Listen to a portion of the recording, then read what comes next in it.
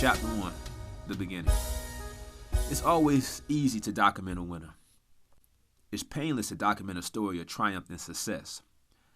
Gathering information is easy because everyone wants to be associated with the winner. Everyone has a story. Everyone wants a chance to detail their part, no matter how small it was. If it happens to be a sports championship, a best-selling novel, a box office hit, it's easy to obtain more information when victory is present or possible. From the water boy to the illustrator to the makeup artist, you won't have to look hard for the inside scoop. So what do you do when you come up short? Should you fade off into local folklore or tell your story? Would anyone want to listen? After all, what can you tell me about the industry that I couldn't figure out? Is it a what not to do project? With these questions being left to answer, it could probably explain why we don't see too many documentaries about those who didn't quite make it, especially in the music business. But with every situation, we have exceptions. Insert F.it Entertainment. A makeshift record label founded by Live in the summer of 2001 while in basic training, before he had the means to make music that could reach anyone beyond his younger cousins and close friends back home in Virginia. Live, who fell in love with rap music in the mid-90s, was destined to make a name for himself. I knew it was a bunch of niggas. Nah, I was joking. A bunch of niggas just trying to do their thing, man. Sometimes it started off as a hobby, and, some people took it seriously. Some people been in it. Some people, like I know my nigga Live, he been in it for a minute. So he was one of the first dudes that I know, started trying to do it. He got with some other cats, and they was in the service at the time, in the Air Force, doing their Air Force thing. And, they linked up and was like, oh, yeah, you do that, I do that, check this out. It turned into something major. Just like any other idea, you have to start off small, build a foundation. Developing a skill and a name for yourself can take time. And in the rap industry, time is rarely allotted to new acts. Understanding that, Live knew he couldn't dream without the chance of having a nightmare. Even though he finally got time to experiment on software and build a rep by ciphering with his friends whenever and wherever they could, it would be more than a year and a half before he could finally record music.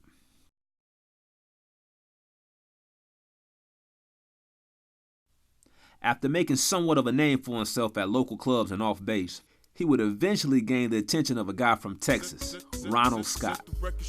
While they didn't know each other while stationed in Texas, they quickly became friends after realizing they both enjoyed rap music. Live and Big Scott soon became synonymous with each other. I didn't know Scott in Texas. I met him in Florida when we all got there. Apparently we all got there around the same month time frame. June, July of 2002. Didn't know Scott then. I met him, I guess it was with Beasley one day. It went from me never knowing who the dude was to every time I look up, Scott with me. You seen Scott, you saw me, you saw Scott. Became real cool. Eventually bought matching cars, because that's what people do, right? But, he didn't rap, I don't believe. Maybe he did. But I didn't know that. He eventually started doing it because I was doing it, I believe. I wouldn't know. But I'm assuming, you go into ciphers and stuff, and you start seeing people around, and you start getting familiar with them. I'm assuming that he started rapping because I was rapping. So that's kind of how I met him. I actually think I might have met Scott because me and Scott was in the dorms in Wichita. We was in the same dorm. Like, he was right up the hall from me. Like, I knew Scott pretty much, I think, first, like, out of everybody. So, but I didn't know he was with F.it. I knew he rapped a little bit, but I didn't know anything about F.it. And if I'm not mistaken, maybe F.it, I don't know how it transpired, but I don't think I really heard any of the music till I was in Eglin Air Force Base in Florida. Is when I think I really heard the music. but I knew the guys, I think, prior to that. Or a couple of them. I think I met Scott when it was Live and a few guys. I think they had an apartment down there off Mary. That's the cutoff somewhere. And the only thing I can remember about Scott though is a motherfucker played the hell out of some Call of Duty. As far as his music go, I don't know a whole lot about his music. I think he was probably more involved before I came around as a permanent fixture. You know what I mean? I knew Scott early. I mean, Scott used to hoop and do all that. Like Scott, that was a homie. Like because Scott was who was the other one that had the little? He had the little rope. Remember? Scott had his rope. You know what I'm saying? It's one of the red ropes or yellow ropes or whatever ropes it was. You know what I'm saying? But Scott gave me some passes and stuff. Scott always kept it real. You know what I'm saying? He might have had to give me once or twice, but you know what I'm saying? He gave me more passes or whatever. You can't get yourself in trouble trying to help other fuck ups. You gotta keep yourself straight. And if you're in that position, getting stripes and ropes and all that, and that's the life you live in, you better be doing it right. You know what I mean? So, not being funny, but yeah, Scott had his rope. Big Scott's style had a freestyle feel to it. When it came to rap, he stayed in his lane and kept things simple. Real simple, a little melody, a couple bars. Nothing real too complex, but get the point across. If you can't heel toe to it, then it ain't Scott's. Now, I first met Scott. He definitely got people usually they style mimic some of their favorite artists. Scott definitely had like this Texas thing. You can tell it's like a southern style rap flow. A few more would come and go until Live was introduced to Kelvin Catley and Devon Stephen, known as Black Mac and Lil D at the time. A huge score for F.it, there were two more rappers that were gaining a lot of attention around town and bass. Mac, a Oakdale, Louisiana native, was a lyricist with a penchant for finding and destroying ciphers. He didn't come across as being aggressive if you only measured it by his demeanor, but he was big, and that could cause some to be instantly intimidated. Like a big teddy bear, man. As far as personality, man, he was like a big teddy bear. He was kind of like, when you look at him, right, the motherfucker looked like he might fuck you up. You know what I'm saying? And I ain't saying that he won't fuck you up, but after me hanging with him and getting to know his personality and shit like that, I was like, I'll beat the shit out of him. He ever cross me, man. You know me back in the day. But, yeah, cool ass dude though, man. Real cool, laid back. You know what I'm saying? Ain't too much bother him type dude, man. See, I don't think I met Mac till after I got to Eglin, been established, met Live, Scott, a couple of those guys. I think I met Little D maybe before him, and then I met him at Eglin, and by that time I think there was already, I'm pretty sure, a couple compilations, I'll call them, and several albums already released at that point. So that was just more like, this is this dude and here's his work, and what I'm saying, listening to that and listening to him. But that's what I remember about him first, is just major music. Mac, when I met him, I met him through D. He was D's boy, and I just figured, hey, D cool with him, I'm cool with him. And he told me, yeah, he part of the group too. And I told him, oh, he could rap. And then when I heard him rap, like, I immediately was like, okay, I like his flow. He was from Louisiana, but he had a real East Coast type flow to him. It was weird. I didn't understand it. And he could switch up in a matter of seconds from sounding like almost like Jay to Beans in a matter of like a song. It's just weird. That's just how Mac was though. Mac definitely had. He wasn't. If you had to score him 1 to 10 if you had to come up with a criteria of what you think a great rapper is, I don't think you would too much score him no less than a 7 in each category. He had it. Man, yeah, for what it was, it's dope. You know what I'm saying? I don't hear too much, from him like that. But the shit that I did hear, the shit was dope. You know, the beats I used the beat of his. That shit was dope. That shit was on the album. But yeah, the shit that I did hear, I like. You talking about bars? I used to love his delivery, man. Like his voice. It's almost like his voice was made for motherfucking rap, man. You talking about a nigga that, and the way he put it, his metaphors, to me, they won't bang us, but it was how he delivered it that made that thing a banger, man. And it's just like, wow, man. I was just really impressed with him, man. I thought like I really thought that he was gonna really maybe take off and blow up. You know what I'm saying? And then he had the appearance too. He had the appearance because to me, you know what I'm saying, the rap game, you got to have a delivery. That means something. Your voice, the way it sounds on the track to me, that means something. And you also have to have a look. You know what I'm saying? Lil D was a KCMO native who spent time in Miami, and you could tell by his flow. Ironically, Devon was lyrically aggressive even though he wasn't the biggest guy.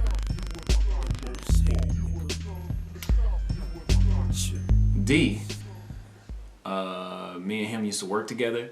We worked in the military, and we had the same job, so that's how I met him, and I hung out with him, and he told me he could rap, and I didn't think nothing of it at first. I was like, oh, okay, he could rap, who can't? You know what I mean? And at that point, I wasn't really into music like that. I was, I've always had a musical background.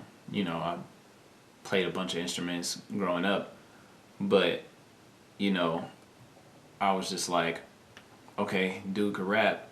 He said he was a part of this group, and that was about it. The more I hung out with him, the more I came to know a couple other individuals. I met D Jr. I met Mac, who I ended up getting kind of close to. I met Live, who actually ended up becoming one of my best friends. And through there, I've met a couple people that I still know today. Yeah, I remember he is a fairly polarizing guy, so I remember, seeing him rapping and stuff like that, but not even knowing who he was prior to even, meeting him or whatever, just knowing that he was doing this rap thing or whatever and keeping that thing moving. And then I remember that Live had actually introduced me to him, like everybody formally, and then that's where I really met him at. I met D and Mac at the same time in one of our military orientations. They became real cool with me real quick. I told them I had a group. They joined. They both brought a lot to the table. They were kind of known, but they had their circle, I had my circle. But for the most part, this is kind of how it was, they was already rappers though, as opposed to Scott. They already had, flows that they had built upon before they met me. So basically for them, I was just an outlet for them to get some shit done. That shit, man, them dudes. He had a totally different, I guess because I'm from the South. I'm predominantly from the South or whatever. I think I'm from the South. So sometimes I'm originally from Virginia, but some people like to call this and woo-doo. That's why I was just like, but whatever. His style, I had never heard it before. But I think when I met him though, and I guess what threw me off, because something, I don't know how or why, for some reason I thought he was from Miami. And come to find out, I think he had spent a little time in South Florida, but he was actually from KC. KC. What rapper can you name from KC? You know what I mean? You can YouTube some dudes and shit like that, and maybe get a little bit of that style. They got like a. I think they got more like a West Coast flavor with them. It's like a country West Coast flavor. I don't know how to explain it, but he had that all mixed in, and then he had that Southern. He had came down here to me. He had learned some Southern ways and some Southern slang and shit like that, and he had incorporated that in his music, man.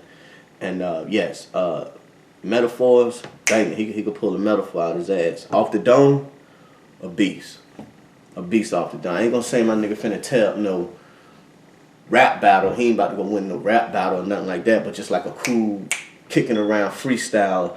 And y'all just sitting around, you talking about a dude that can go and get creative real quick. Very creative. I thought that if you want to do a comparison though, because Black Mac, he could flow too. I liked his freestyle game too. But I think, and like just being able to get some creative bars and metaphors in there, in a freestyle, I think Devon was like, he was one of the best, Since D and Mac already had a following, it was a no-brainer for Lai to ask him to join his group. After making it official with the cypher during one of the mandatory military classes, the three rappers, along with Ronald Scott, would be the first official members of the crew. Dwight Hall will also join the group as the first official non-musician. They all knew that they would eventually need to release music.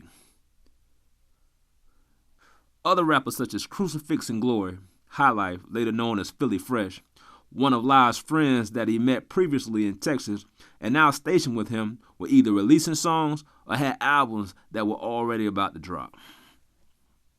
With that being said, a little adversity and luck paved the way for the groups to release their first album, F.it the Game, Volume 1.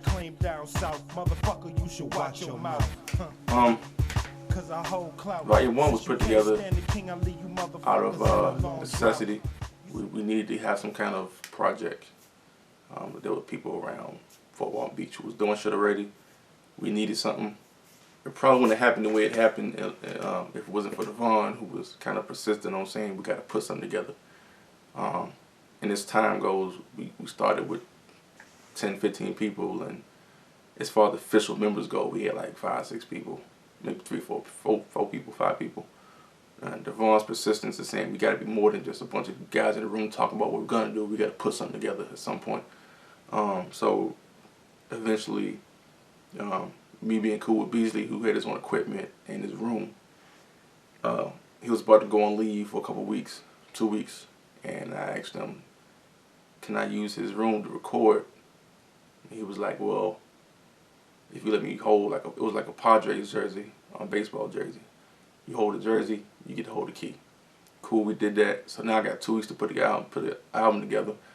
And but pretty much no planning whatsoever. We had a couple of weeks, but for the most part, when he comes back, we know we're not gonna have time to be in there. We gotta get the album done, at least record it while he's gone. So he put the album together really quick, and it sounded like it. But that's kind of how Volume 1 kind of came about. I mean, to me, it was our first album. But to me, it just shows the growth that we had, and we were still trying to find ourselves. But we found ourselves in a situation where we either record now or we don't have time to. I don't have anything to record on.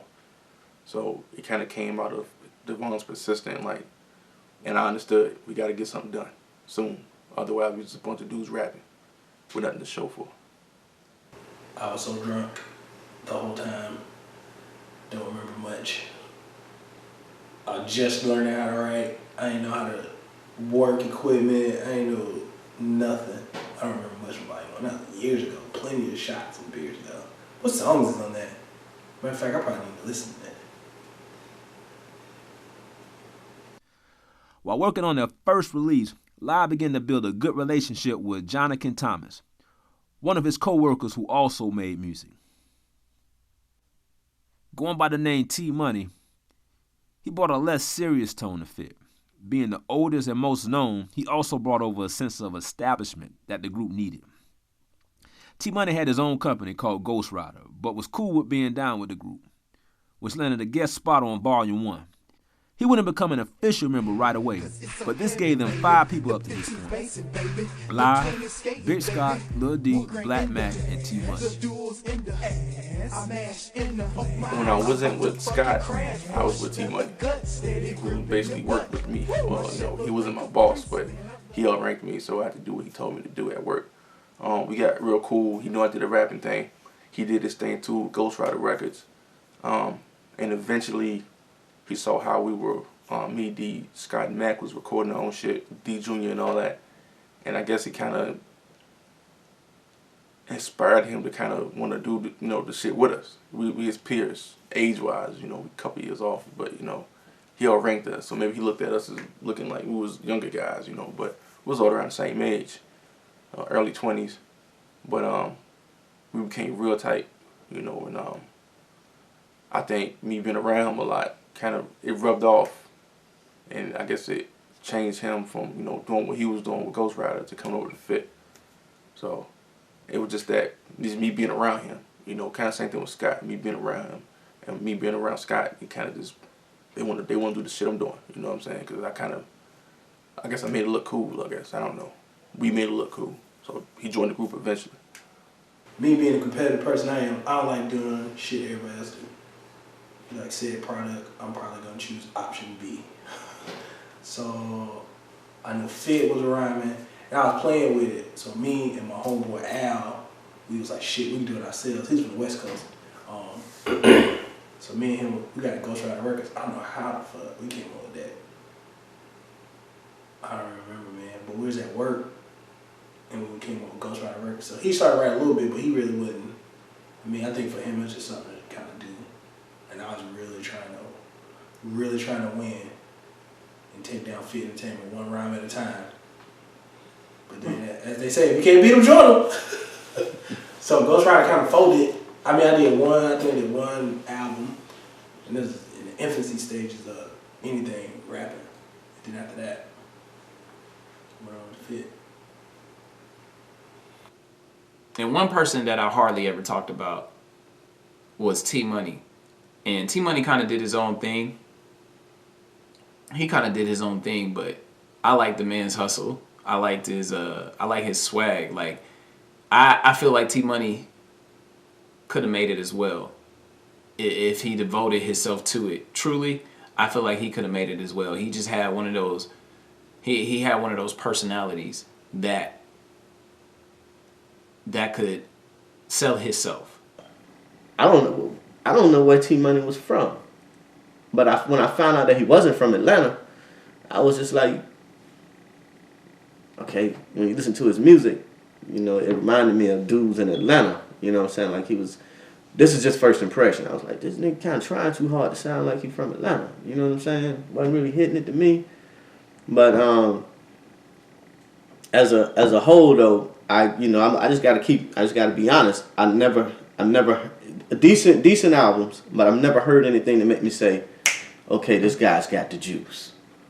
You know what I'm saying? I never heard that album. I never heard that verse.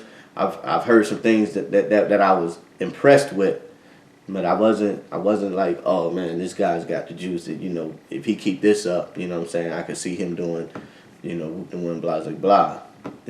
I thought it was more fun for him. I don't know what he thought about it, but I just thought it was more fun for him. Because, I don't know, to be doing it that long, it has to be out of love. And I think he just strikes me as a person that was just doing it for fun because, like I say, I never really heard a style change. And to me, it wasn't a great style. It was Southern influence, and not a whole lot of hard bars, The eventual release of Volume 1 was equivalent to the space race of the 20th century, but it had poor results. Trying to beat out other rappers with the album had its pros and cons. While it did show that F.it Entertainment had talent and means for such a project, the album was poorly mixed and production was novice at best. Volume 1 was like a fastball thrown at us. And as I said, I had to learn as much as I could in a small period of time. So it wasn't like I didn't have time for, I didn't have a practice time. I was either, but one thing people seem to forget that I was a rapper. You know, I rapped. You know, I didn't do album covers, mixing shit down, production. I didn't do any of that. That was not my part of the deal. But when you present something to somebody and say, yo, this is my group, people look at you as, what can you do? Because you can do the same thing we can do. You know what I'm saying? So now I got to find beats. And I ain't got money for them. I don't know any producers. So I had to start making beats of my own. Unfortunately, Volume 1 was a product of that. I had to learn, and they was getting beats as I was learning. I eventually learned how to cut samples and all that, and that gave me a particular sound, but then I really didn't have it. I was still trying to learn how to use the programs that I dabbled with a little bit in Texas, but for the most part, they was getting what I was putting out as far as me learning. It wasn't easy making beats for rappers from Texas, Missouri, Louisiana, and North Carolina, especially if you're from Virginia, and with the huge New York influence at the time. But Lyle did the best he could. The guys usually took what he provided because they didn't have an alternative source. Even though he was technically a baby when it came to producing, he eventually gave all the primary members their own signature sound. Mama used to send me these fucking CDs in the mail and shit. First couple of beats, sound like you did them shits on the calculator. I was like, what the fuck? What is this shit, man? Like, oh, alright. You Swiss beats. Yeah. But, time passed and he got better. He picked up, got some software, got some programs. Yeah, started making something out of it. It was cool. Live was making the beats at the time, and I wasn't a fan of like 80% of his beats. They just weren't. They didn't sit right with me. Like the bass lines weren't quite right to me. But I'm real picky when it comes to music and when it comes to sound. And I would sit here and I'd listen to his beats, and I'd be like, this can't be that hard. This can't be that hard. And I mean, I've heard from time to time, people talk shit about the beats, whatever, but I don't see how you can rightfully talk shit about the beats if you're not doing anything to help that process. Devon picked it up a little bit. He produced a little bit. The other ones didn't. Ray did his thing with the beats, but it was a very short time. But other than that, out of the 50-some albums we put together, before SP came along, I was the primary producer. So it's hard for me to understand anyone talking about my production when they aren't trying to do anything to help the production situation. So it irritated me a little bit, but had it not been from you gotta realize, like, my production was the foundation for F.it. If I wasn't producing that stuff, and you gotta start somewhere, like, when would the start have been started? Like, when would it? That was in 2003, I believe. And we put out a bunch of stuff in a small period of time, but before that, where was the beats coming from? I wasn't a big fan of using outside production as far as taking industry beats and rapping on them. That wasn't my thing, because you're gonna do so much with it. But I sampled, which is kind of contradictory, but it is what it is. I made beats that they started off sounding like what a new beat maker gonna sound like.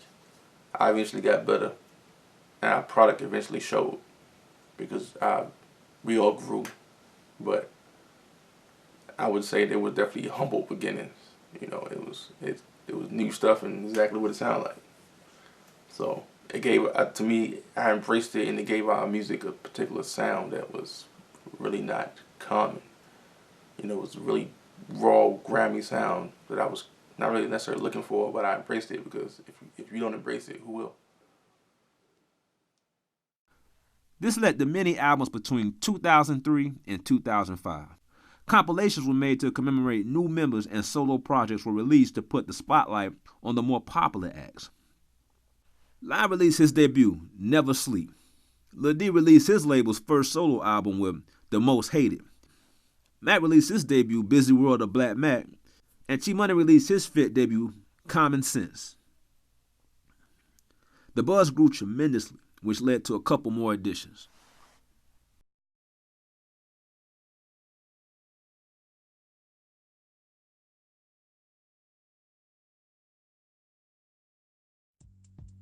Oh, Chill. yeah. Sing it black. Yeah. Oh, baby. Listen to me, girl. I do love I love your smooth skin and your body shaped like a bottle with coke. Got my dick ready to explode like you shook up a bottle with coke. My feelings for you strong, even though I front to my folk. I got these words I wanna say you, but it's stuck in my throat. I'm mesmerized by your thick thighs, your body against mine. Your smile look like the ocean front when the sun rises, and the look in your eyes make my heart skip a beat. Like fuck the world, girl. I wish it was just you and me. Oh, baby. Chill. La da da da da da.